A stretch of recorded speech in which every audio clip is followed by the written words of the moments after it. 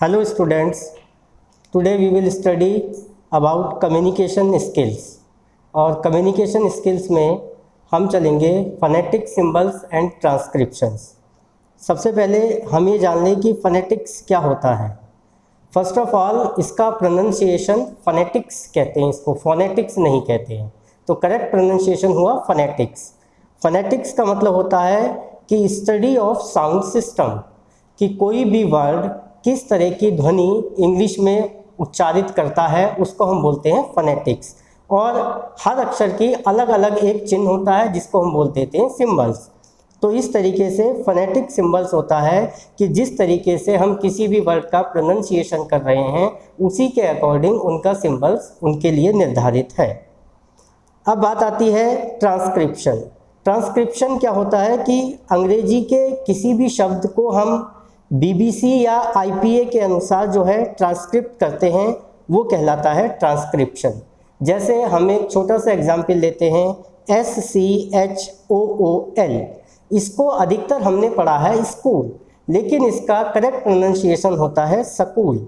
और जब तक आप इसको सकूल नहीं पढ़ेंगे तब तक आप इसका ट्रांसक्रिप्शन नहीं कर पाएंगे, तब तक आप इसके सिंबल्स को सही नहीं लिख पाएंगे। तो हमें जो है प्रोनंसिएशन पर विशेष ध्यान देना है। यहाँ आप देख रहे हैं कुछ बेसिक टर्मिनोलॉजी है।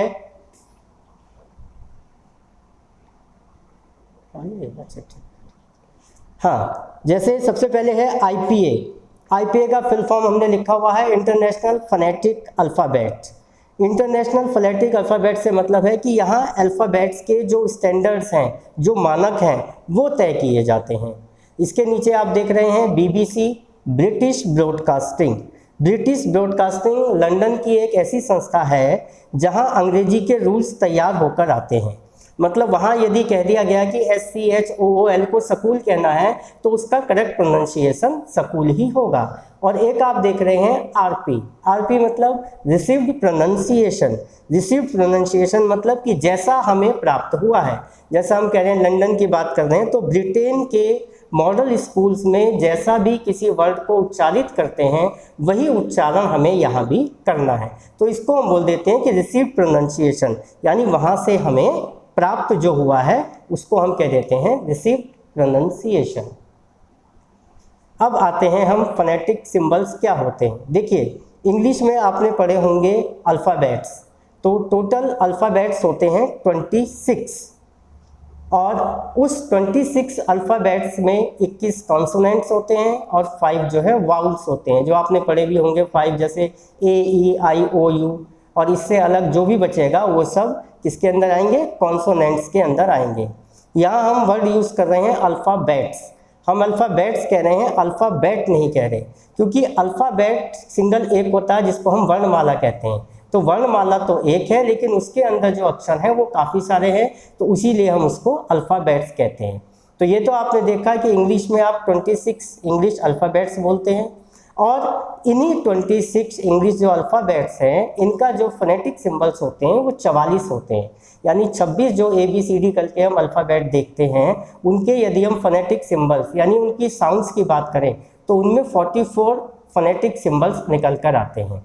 और इस 44 फोनेटिक सिंबल्स में 24 हम देख रहे हैं कॉन्सोनेंट्स होते हैं और 20 जो है वावल्स होते हैं।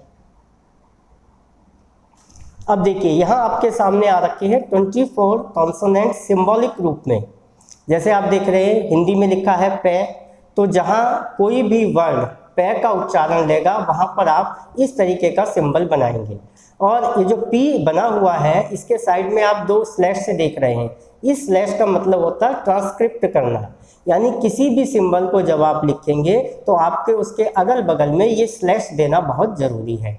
आगे देख रहे हैं बे, टे, डे, के, गे। ये सिंपली है, पे है तो P हो गया, बे है तो B हो गया, टे है तो T हो गया, डे है तो D हो गया, के है तो K हो गया, गे है तो G हो गया। अब देखिए चे, चे जहाँ पर भी उच्चारित होगा वहाँ सिंबॉलिक रूप इसका आएगा T और लंबा सा S। इसकी आपको प्रैक्टिस करनी है कि किस तरीके से ये बनेगा। Z देख रहे हैं आप, D और Z। ये, यानी जो इंग्लिश का जे होता है, जहाँ पर ये वर्ड का उच्चारण होगा वहाँ पर आप इसको फोनेटिक सिंबल के रूप में लिखेंगे। ला देख रहे हैं आप, ला सिंपली ला है, बा वी है, हा एच है, एम मा है, एम है, एन ना, और फिर एक अंग जैसे सिंग, सॉन्ग, रंग, रिंग, इस तरह का जहाँ पर उच्चारण आएगा, अंग का उच्चारण जहाँ पर आएगा वहाँ पर इस तरह का सिंबल लगेगा।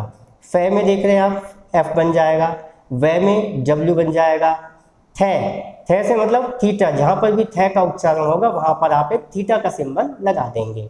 आगे दे देख रहे हैं, इसको जो है उल्टा 6 बना के ऊपर से काट देते हैं। सा देख रहे हैं, स्मॉल एफ बन जाता है। शाह देख रहे हैं, और शज जैसे जज इस तरीके से, और जा देख रहे हैं जेड।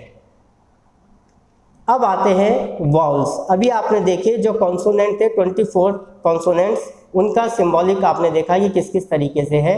अब हम बात करते हैं वाउल्स। वाउल्स हमने बताया था 20 होते हैं सिंबॉलिक रूप में। इसमें से 12 जो होते हैं वो मोनोप्थोंग्स होते हैं, और 8 जो होते हैं वो डिप्थोंग्स होते हैं। मोनोप्थोंग्स जैसे आप देख रहे हैं लिखा हुआ है, इसको हम प्योर वाउल्स भी बोलते हैं या सिंगल वाउल्स भी बोल देते हैं, और डिप्थोंग्स को हम इम्प्योर वाउल्स या मिक्स वाउल्स भी बोलते हैं।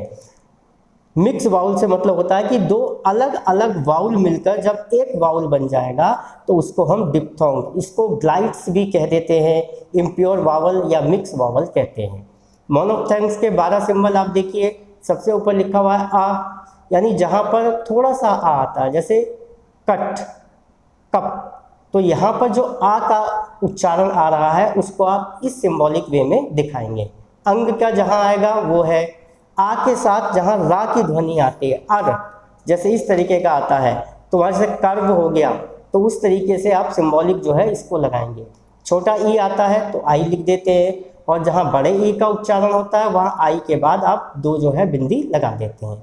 ऊ आप देख रहे हैं कुछ यू टाइप का है, ऐसे ही जहाँ बड़ा ऊ आएगा उसके आगे आप 2 बिंदी लगा देंगे। ओ देख रहे हैं ये उल्टा सी बना दिया है, और जैसे ही बड़े औ का उच्चारण होगा वहाँ आप इसके आगे 2 बिंदी लगा देंगे। ऐसे ए देख रहे हैं, ए ई का हो गया। आई देख रहे हैं उल्टा ए और ई बना देना है। बड़ा आ देख रहे हैं तो जैसे आपने ए बनाया उसके आगे 2 बिंदी। तो ये 12 आपने पढ़े, मोनोप्थोंग्स या प्योर वाउल्स बोल देते हैं, या सिंगल वाउल्स भी इनको कह देते हैं। उस साइड में आइए, राइट हैंड साइड में आप देख रहे हैं डिप्थोंग्स, इम्प्योर वाउल्स या मिक्स वाउल्स या ग्लाइड्स भी इनको कह देते हैं। इनके सिंबॉलिक में देख लीजिए, ई यानी ई के एक साथ उच्चारण आएगा वहाँ ई आई लिख देंगे, आई आएगा ए और आई लिख देंगे, ओ ई आएगा उसका सिंबल लिखा हुआ है, ऊ आएगा उसका सिंबल है, फिर ई आप देख रहे हैं ई आउ आउ, यानी ये जब उच्चारण आएगा, ये जो हिंदी में आप देख रहे हैं ये उच्चारण है, यानी वर्ड का प्रोनंसिएशन, जो उसको आप उच्चारित करेंगे जब इस तरीके की साउंड उस उच्चारण में निकलती है तब आपको इस सिंबल का यूज करना है। और ये सिंबल की आपको लिखकर प्रैक्टिस करके ये याद ही करने हैं, क्योंकि आपके क्वेश्चन पेपर में वर्ड आ जाता है और उसका सिंबल आपसे लिखवाया जाता है, इसलिए आपको इन सिंबल्स को लिखकर देखना होगा प्रोनंसिएशन के साथ। अब देखिए कॉन्सोनेंट्स के भी टाइप्स होते हैं। कॉन्सोनेंट्स, अच्छा थोड़ा